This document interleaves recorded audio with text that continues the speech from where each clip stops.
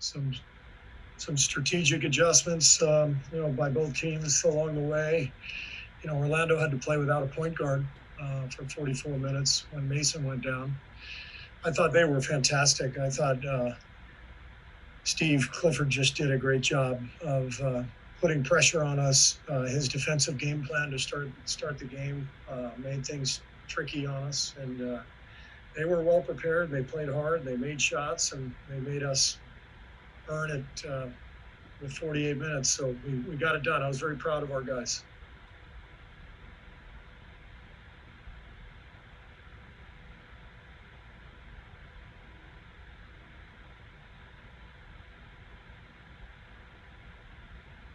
Nobody?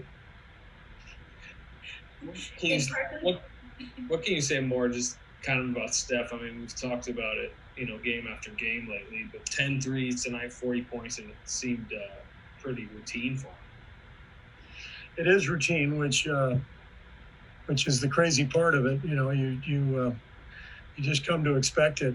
And these threes that he hits when there's nothing there offensively, and he just uses his dribble to free himself up.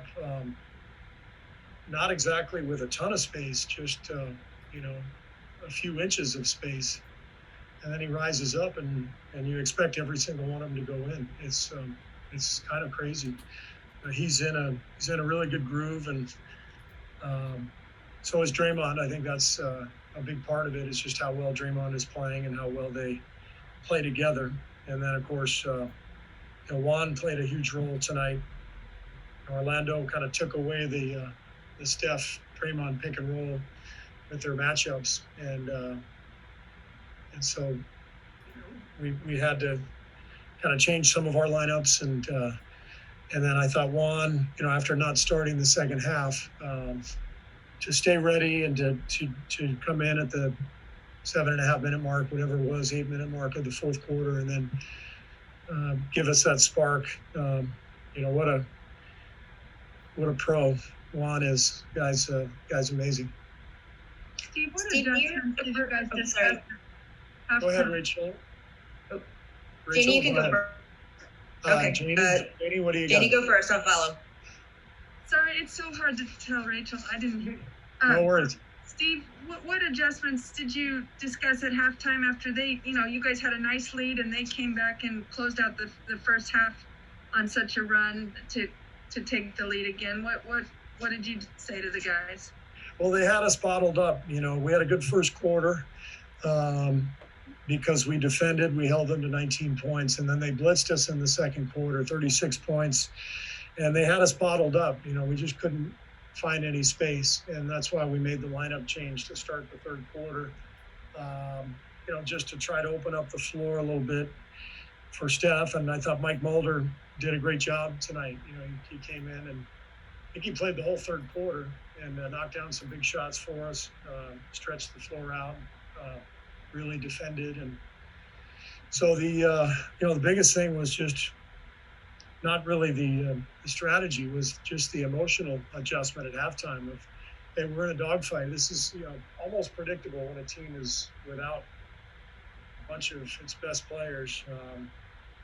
These games are hard because you got a whole bunch of hungry guys coming onto the floor ready to make the most of their minutes, and that's what we saw with Orlando. A lot of really good performances from their young guys, and so we had to fight for everything. And I thought second half, really 24 minutes of intensity, energy. Andrew Wiggins did a great job putting pressure on the ball, and we kind of wore them down, I thought, a little bit. Steve, is there a specific time you remember from maybe your first year coaching there where you really saw Steph and Draymond interacting with each other? I don't know, practice or just in the locker room or something, where you sort of, it dawned on you that their relationship was so specific and different and close? I think it evolved over time. I arrived, I think, in Draymond's third year, maybe it was his fourth year. So they already knew each other really well, but that first year coaching was Draymond's first year as a starter. And I think that year they really cemented kind of their their bond on the floor. They were already great friends off the floor, but on the court, they really made that connection that first year, and it's grown ever since. And now they just know each other so well. They could play together in their sleep. They know exactly where the other one's going to be all the time. Does it ever manifest off the court also with the two of them, or no? I don't know. We've all been locked in our hotel rooms all year, so. But, they're great. They're great friends, and what I like about them is they complement each other so well. And they're such good leaders for our team because they are so opposite, in their approach. And they're the Draymond brings the fire and the energy and the edge, and Steph brings obviously the skill, but just the calming presence as well. So they're a great combination. Thanks. Steve, do you ever talk to Steph about the kinds of defenses that he faces? Like, he faces a box and one now, and do you ever talk to him about that? Or as he was developing as a player, when he started getting double and triple teamed, did you talk to him about those things? Of course, that's kind of our job as a staff, is to help the players figure out how to attack, and when they see different defenses, we watch the film and we try to come up with ideas and thoughts for the players that will allow them to see a clear picture of what's happening. But with that said, that's part of the genius of Steph and Draymond when they're together, is they have just an innate sense of how to beat the different defenses they're seeing, because they've seen literally everything, and so it's this is what experience is all about. It's why you need veteran players in this league, because you just file information away every single night, and when you've played for 10 or 12 years like those two have, you just get it. You see it. Steve, Carlos Ramirez, NBC Bay Area and Telemundo. Vucevic is 6'11", 260. Juan is 6'6", 213. How would you describe how they guarded him down the block? Well, I mean, Vucevic is a great player. He's an all-star caliber player, and he's a handful. Draymond was on him most of the game, but Juan spent time on him as well. And Juan just tried to use his quickness. And I thought there was a big stretch there mid-fourth quarter before Draymond came back in, and Juan was on him, and they went to him about 3 times. And Juan did a great job using his speed, but he got a lot of help. I thought Steph came in and maybe stole the ball twice from the weak side. It just looked like we had 5 guys on a string playing with a lot of energy, and forced a couple turnovers there. That was a big stretch, and then we got Draymond back in the game. Does Steph deserve to be in the MVP conversation? I think so. You? How could he not be? He's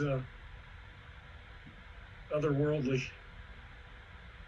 Steve, I kind of want to go back to that box and one topic. Now that Kelly Oubre and Andrew Wiggins have seen that defense a little bit, how do you feel like they are adjusting, kind of attacking off that second side and helping out Steph in those situations?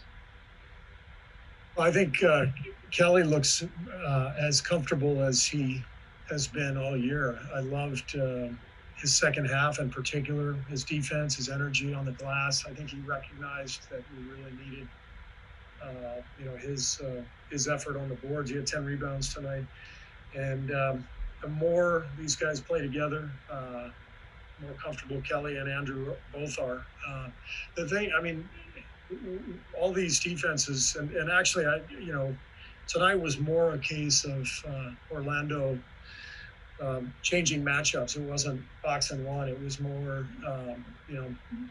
changing the matchups around, and they had a lot of help built in the way they schemed to start the game, and so the paint was really packed, and we had a hard time getting into the paint and scoring in the lane. That's why we launched, I think, 30 3-pointers in the first half, which Raymond didn't tell me, but it's got to be a record for Warriors for one half.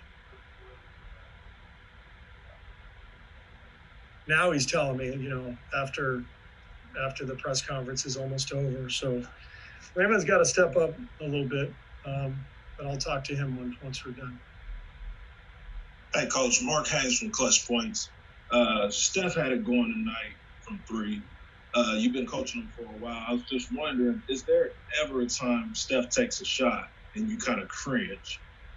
Not since about 6 weeks into my first year coaching. I cringed all the time those first 6 weeks because all the shots that he took, I had the voices of all my former coaches in my head saying, that's a terrible shot. And then after 6 weeks, I realized he was shooting about 40% on those shots. And I finally realized any shot Steph wants is a good shot. So he literally changed the game to the point where, people like me had to change our opinion on what a good shot and what a bad shot was. Did you see the Juan pre-Steph triple celebration? Did I see what, Carlos? Juan's pre-Steph three-pointer celebration. He gave the extra pass, and right before Steph launched it, he broke out a celebration we've never seen before. I did not notice that. I'll look for it on the tape, though. All right, everybody. Thanks a lot. Have a good night.